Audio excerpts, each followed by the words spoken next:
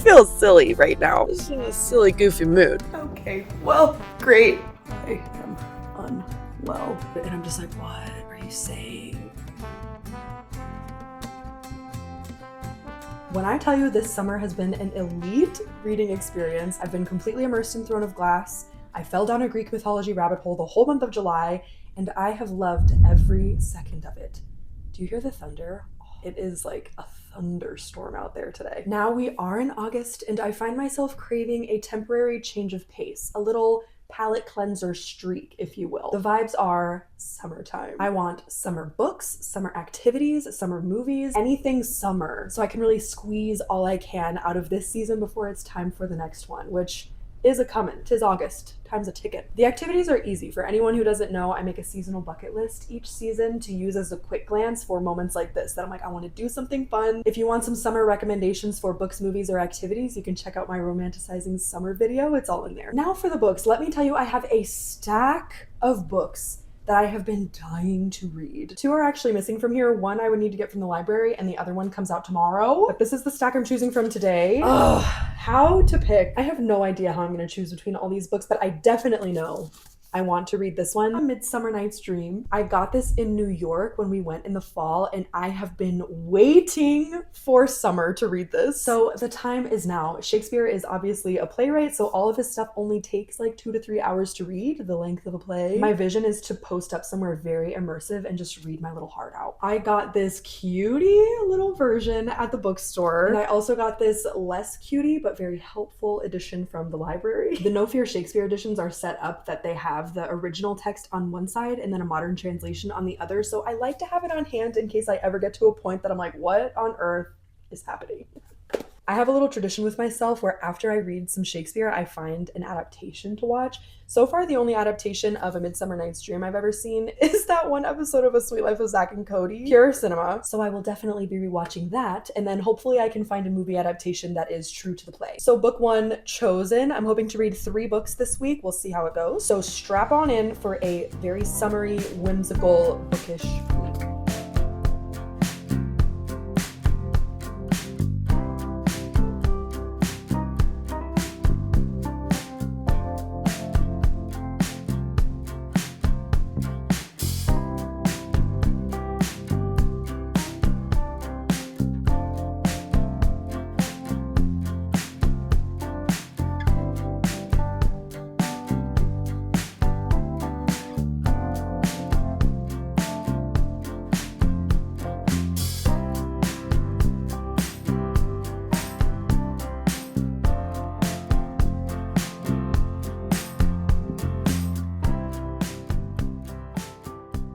Hello, it is a few days later and I have barely done any reading. I don't know who I thought I was when I said I'm just gonna knock this out in 2 hours. Yes, that's all it takes, but like sometimes I forget that I'm a mom. Like I'm just like, yeah, I'll just 2 hours, knock it out. But with this, I have to have my thinking cap on. I can't just listen to the audiobook. I'm switching gears to a more slow and steady angle here. So I've been reading this little by little. I am like, this looks like halfway, but a big part of it is the introduction. I'm really like 20% through. I forgot how funny Shakespeare's comedies are. I have accidentally done 1 Shakespeare play per year for the past few years, but I haven't done a comedy in a few years. I've done a lot of tragedies. I did Macbeth, Hamlet, and I'm cracking up. I am glad that I have this because sometimes, especially because I usually only have time to read at night and I'm tired and I'm just like, what are you saying?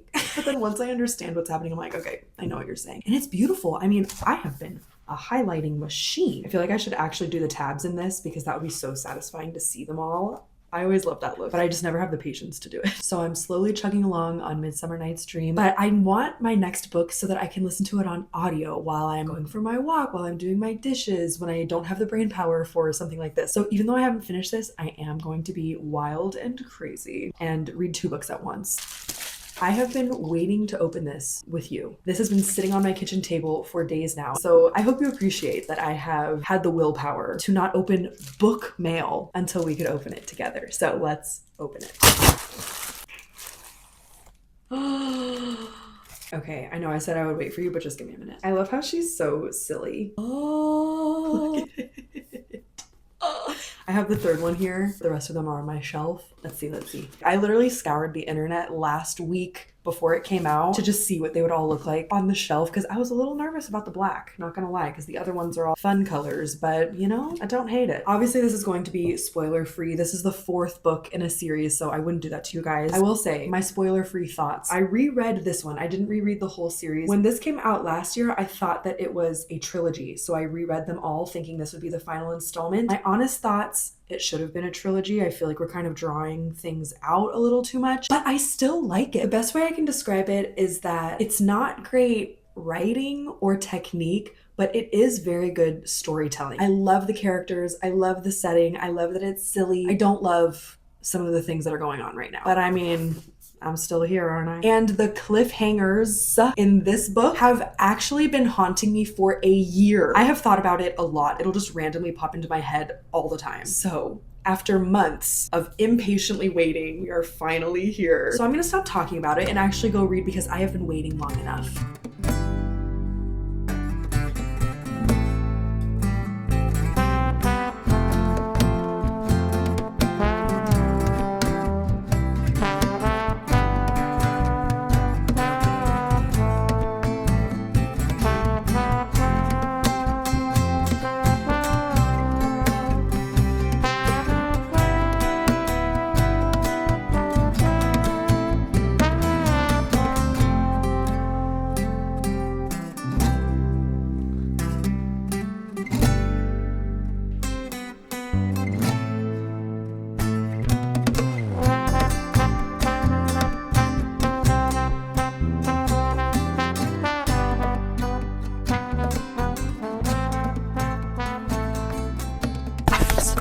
Seatbelt on. Okay, I finished A Midsummer Night's Dream. The whole time reading it, I was blown away, and then I would be like, why are you blown away? That's literally Shakespeare. This was just so funny, and it was so ethereal and whimsical. And I unintentionally kept my Greek mythology kit going with this one because it's set in ancient Greece and it mentions all of these gods and Greek characters. There are quite a few audiobook options for this, and so I listened to a few of them and I went with the Archangel production, and it was a production. It was so spirited is the best word I can think of for it. It was so good. It literally seemed like I was listening to a stage adaptation on audio. Their voices would get closer and further away. It sounded like they were speaking them from memory and not reading from the page, and they had music and sound effects. Like, it was excellent. 10 out of 10. I had a hard time knowing what to rate this. It's Shakespeare, so I feel like anything less than 5 stars might be like pretentious of me, I guess. Like, objectively, I think this is a 5-star book. Subjectively, which is what my rating system is, I'm going with a 3.75. And I got to that by, there's this rating system. If you follow me on Instagram or TikTok, you might have seen this video. Elise Myers does this rating scale where it's 10 categories, and for each category it either gets a 0 to a 1, so 0.5 or 1. And that just really helps something in my brain with things like this that feel like I don't know what to rate it based on my heart, so I want to think about it and really figure out why I'm rating it what I'm rating it. And so through going through that, I came up with 3.75 stars. So I'm doing a 4-star on Goodreads. I like to round up, spread some love.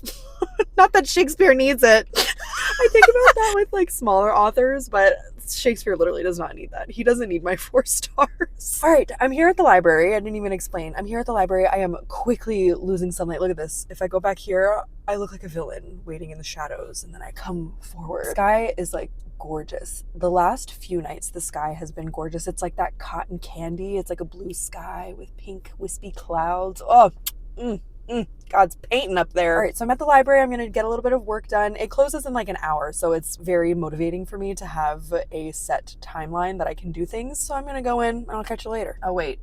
It's later. I'm going to catch you now. I'm also halfway through Adversary to the Villain. And you know, I wasn't sure how I would feel about this book because the third book annoyed me. Oh my gosh, I just have to keep coming closer to you because of the light. I feel silly right now. Just in a silly, goofy mood. Okay, I was nervous that this was going to be more of that, and if that was the case, I probably wouldn't have continued with the series, but y'all, I am halfway through, and almost everything that was annoying me in book 3, she has fixed. And it's especially exciting because I know that the first book of this was her first book ever, and so to see her hone her craft and grow as a writer, I don't know, there's just something about that that's so cool to see. So yeah, okay, before it's completely dark, I'm just gonna go ahead into the library, and now I'll catch you later.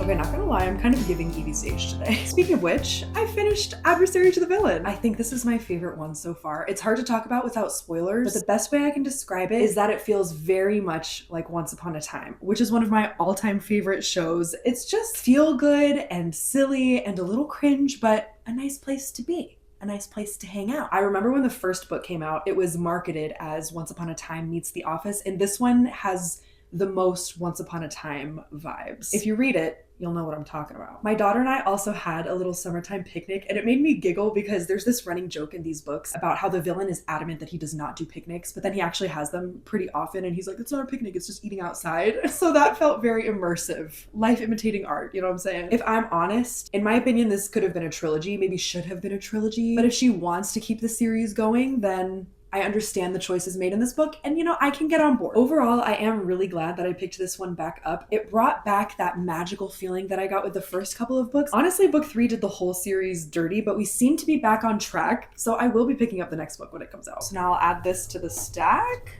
Put her right there. And now for the third book of my summertime palette cleanser. These are all the books that I have my eye on. 3 of them are on my physical TBR, and then 1 of them I'd have to get from the library. They are all romance books, so hopefully they will give me the summertime romance vibes. So let's see what we're working with. The first one is Just Friends. This is a second chance romance about 2 childhood best friends who have a falling out, but then reconnect years later. I know that this has strong themes of grief in it, which might hit a little too close to home for me personally right now, or it could be just what my heart needs. Funny Story by Emily Henry. This would actually be a reread. I love Emily Henry, and Funny Story is actually in my top 3 of her books, but I have yet to reread it. It's about 2 people whose respective partners cheat on them and get together, so then the 2 of them become roommates, and I remember loving it, but I was broken down on the side of the road for most of this read, so I would love a cozier experience with it. And Now Back to You by B.K. Borison. I, along with everybody else, read the first book last year and devoured it, ate it up. I don't know anything about this except that it's the same world and characters, like he's his friend and coworker, and you know what, that was enough for me. And then the last one that I'm considering is called How to Write a Love Story by Catherine Walsh. This author snuck up on me. I did a video last year where I only read Christmas books for a week because I don't really like Christmas books, and I'm like, surely there must be good ones, and hers are good ones. So when I saw that she had written a book that wasn't set at Christmas time, I was like, yes, absolutely, sign me up. I know nothing about it, but I'm here for it. Ugh, so now to decide. I could sit here and talk to you about all the books I want to read, but to pick one is the hard part. Looking at all of these now, I am excited to read all of them, but the one I'm most feeling right now is Just Friends. I've just been dying to read it since it came out earlier this year, and I'm really hoping it'll give me all of those summertime romance feels. I have loved Haley Pham's channel for years now, so I feel personally invested in this book and like proud of her for it. I know that this has gotten a lot of mixed reviews. People either love it or hate it, and I mean genuinely love it or hate it. So I will say, full transparency, I'm inclined to like it. Like, I want to like it. So that could skew my objectivity, but hopefully increase enjoyment. So let's see what all the fuss is about and read Just Friends.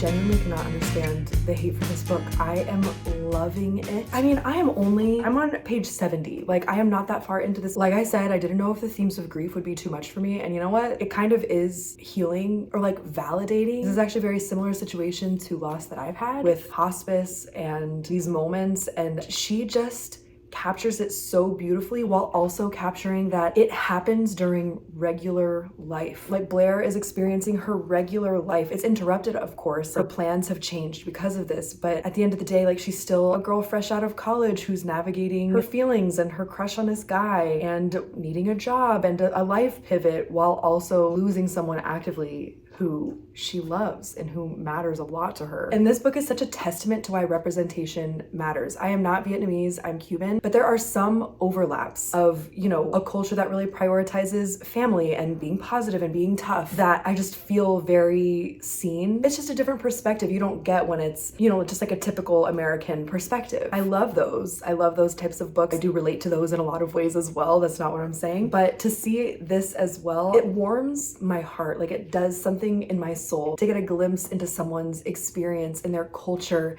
and this person who is their relative who means a lot to them and who has a story of like coming here and it was hard. It's just so many people's stories, and to see it in black and white like this, even in a fictional retelling, it just like the power of storytelling, you know, the power of not forgetting where you came from, the power of remembering and honoring relatives who came with nothing and who struggled and fought and built something so that we would never have to experience hardship like that. This was supposed to be a fun summertime video. It's just like getting to me. Okay, I need to like pull it together, man. Hold on, give me a minute. Like, I thought this would be a fun summer rom-com. I'm glad it's not. I do really like what it is. But like today, as I was getting ready, I was going to sit down and make a summer bookmark. Fun, cutesy summer rom-com activity while listening to my audiobook. And I guess I'm not doing that today because I wouldn't be able to see through my tears. I'll have to wait for later in the book once we're at happy peppy times for my summer bookmark. So let's keep getting wrecked, I guess.